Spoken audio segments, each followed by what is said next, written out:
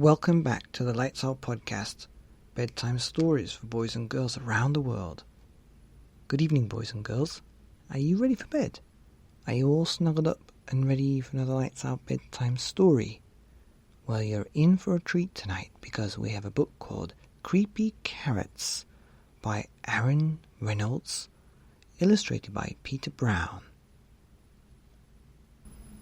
Once upon a time, Jasper Rabbit had a passion for carrots, and the carrots that grew in Crackenhopper Field were the best, fat, crisp, and free for the taking. He pulled some for a morning snack on the way to school. He yanked out a few on his way to Little League practice. He ripped them from the ground on his way home at night. Jasper couldn't get enough carrots until they started following him. He first noticed something strange after the big game against the East Valley Hares. Jasper was about to help himself to a victory snack when he heard it, the soft, sinister thunk-a-kunk-a-tunk of carrots creeping. He turned, but there was nothing there. Just my imagination, he thought, but he hopped a little faster home. That night, he was brushing his teeth. There they were. Jasper whipped around, but nothing. He laughed at himself, picked his toothbrush up off the floor, and went to bed quickly. The next morning, he approached Crackenhopper Field slowly.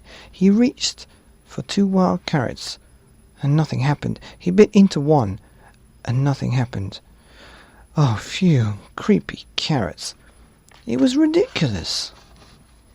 But when he arrived home that evening, "Mom, Mom!" Jasper screamed. "Creepy carrots in the shed." His mom opened the door slowly. There weren't any carrots, not even the regular kind. "There are no such thing as creepy carrots," Mum said, shaking her head. Later that night, Jasper lay in bed. He heard it, breathing, terrible carroty breathing. And there, on his wall, "Creepy carrots!" he shouted. "Dad, Dad, quick!" His dad thumped into his bedroom and threw on the lights. They searched under the bed. No creepy carrots.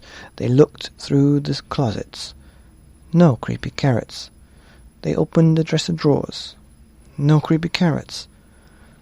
"Just a bad dream, son," his dad said, shaking his head. "Now go to sleep." That wasn't going to happen, and by the end of the week, Jasper was seeing creepy carrots creeping everywhere. Jasper knew his parents were wrong. Creepy carrots were real, and they were coming after him. But they couldn't get him if they couldn't get out. Jasper hatched a plan. First thing Saturday, he grabbed supplies and headed over to Crackenhopper Field. As the sun finally set across Crackenhopper Field, Jasper Rabbit smiled. And on his way home, there was no tunk-tunk-tunk. There were no carrot-shaped shadows. His plan had worked. No creepy carrots would ever get out of that carrot patch again. And as the sun finally set, the carrots of Crackenhopper Field cheered. Hooray! Their creepy plan had worked. They were sure of it. Jasper Rabbit would never get into that carrot patch ever again. The end of Creepy Carrots by Aaron Reynolds. A really great story about the carrots that take revenge on the rabbit and make sure that he can never pull them up again. Good night.